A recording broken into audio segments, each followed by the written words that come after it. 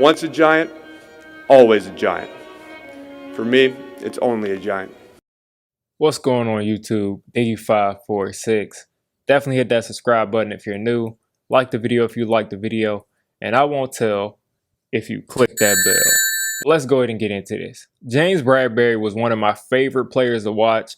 My favorite position has always been the cornerback position by far. I love it. You're on an island. It's man on man. You got to defend someone. You got to tackle. You got to be aggressive. That you also have to be kind of a finesse player and have great technique. So that's pretty much all football positions. You got to have a great technique and everything. But specifically with corner, the little things are so important. It's a chess match, and I just love to watch it, especially press man corners. But getting back on topic, James Bradberry this year, or this past year, he probably played, as far as looking at cornerback level, we've had some decent cornerbacks these past couple of years with DRC and Janoris Jenkins when he was actually trying. But we've had some decent cornerbacks in Giants land. But James Bradberry last year probably was the best corner in football, probably next to Jalen Ramsey and those other guys who were just up there every year, Jair Alexander. But James Bradberry arguably could have been considered the best cornerback in football. You want a tackler, you got it. You want a cover guy, you got it. You want someone who's going to take your top receiver, you got it. He could have done it all. He had the most pass breakups. He was tied with someone else. I can't remember who it was, but he was tied for the most pass breakups in the NFL, and he wasn't targeted that much. Now, he had a couple of games where he gave up a couple of plays, like the first game against Chase Claypool. He gave up that one pass on the sideline, which is a great catch and a great pass. Another game with the Seahawks game, he gave up a couple short passes to DK Metcalf. A stiff arm by DK Metcalf, and he still made the tackle. So that's good in my book. So it was pretty much undoubtable that last year James Bradberry had a Pro Bowl, all-pro level season, one of the top 2 or 3 cornerbacks in the entire NFL. Now, was that a fluke? Well, I don't think it was a fluke at all. Was that a one-year wonder kind of season? Now, that's something that you have to explore, because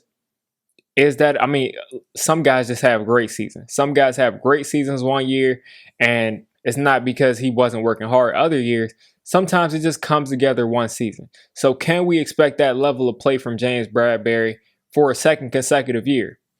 I'm honestly not sure, because being a top 2 or 3 corner in the league, that's hard.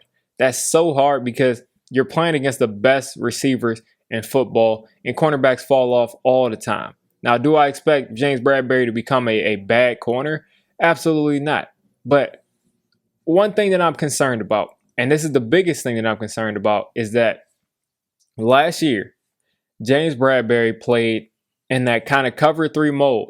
He played that most of the time, and he excelled. Logan Ryan, other players, they played off zone sometimes, and they excelled at it. They excelled at reading and reacting. How do you think he got all of those breakups? I think he got, 19 pass breakups or something ridiculous like that? How do you think he got all those breakups? Because he was playing off zone, and he broke on the ball at the right time and broke these passes up.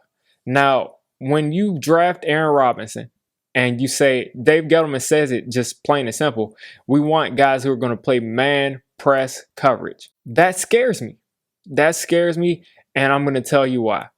You bring in Aaron Robinson to play man press. You say Adoree Jackson is going to play man press coverage. James Bradberry was playing zone coverage last year, and he was an all-pro doing it. So are you going to switch away from that zone and just think that James Bradberry is going to play exactly the same in a completely different kind of scheme? Because if we're going to go away from that heavy zone back to that man coverage, there's going to be a drop-off. Hopefully there's not.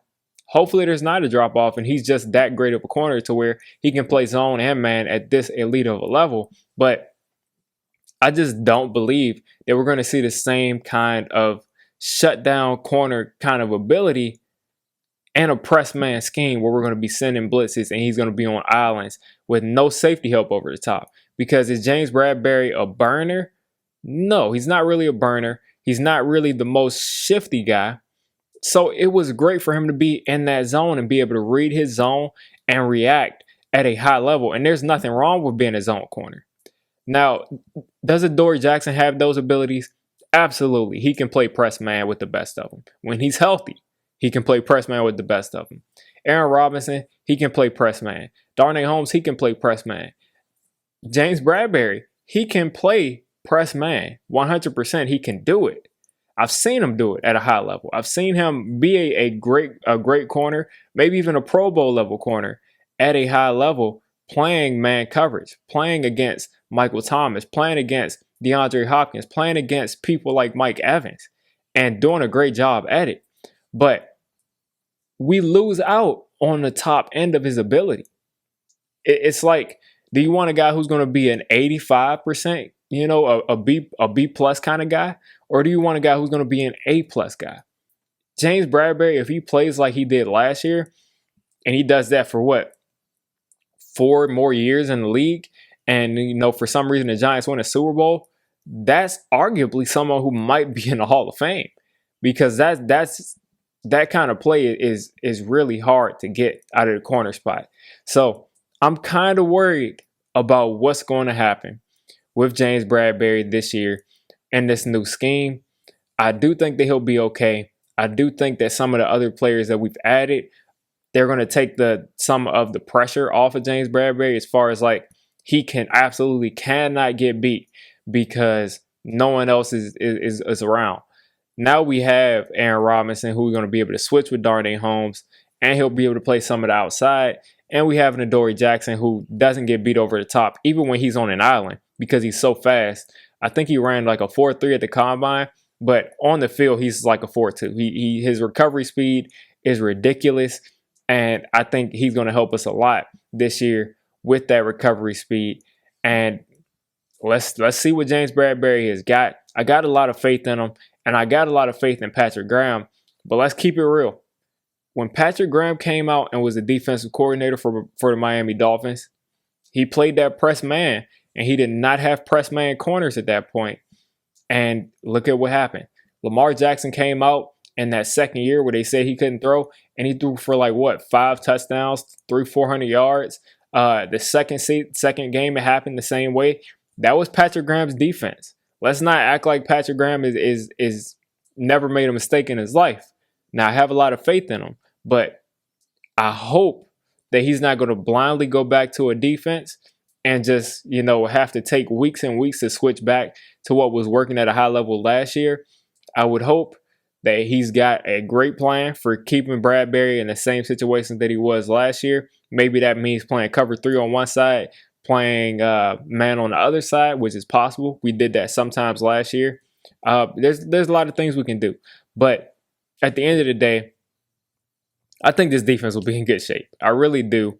But seeing what happened to the Dolphins in 2019 kind of concerns me. Now, I still don't think that means that our defense will be horrible. I just don't think there's any way that can happen without, I'm going to cross my fingers. I'm going to knock on wood. I just don't think that can happen without literally double-digit injuries to our starters, which would be like the 49ers. So I don't think that'll happen. But you guys let me know what you're thinking of James Bradberry going into the 2021 season. Do you expect another all-pro top 2 or 3 cornerback season? Or do you expect him to come back down and be, a top 5 cornerback or a top 10 cornerback? I think what I'm expecting, what would disappoint me is if James Bradberry is not a top 7 or 8 cornerback in this league. That would disappoint me. Anything better than that, I think, is really proving that he's really a great player. So you guys let me know what you're thinking. If you made it this deep into the video, come on, just hit the subscribe button. I make Giants content primarily, draft content secondarily, and during the season, I'm going to be doing a lot of reacting to pretty much most of the NFL games and everything NFL. So if you made it this deep, go ahead and join the D6 squad.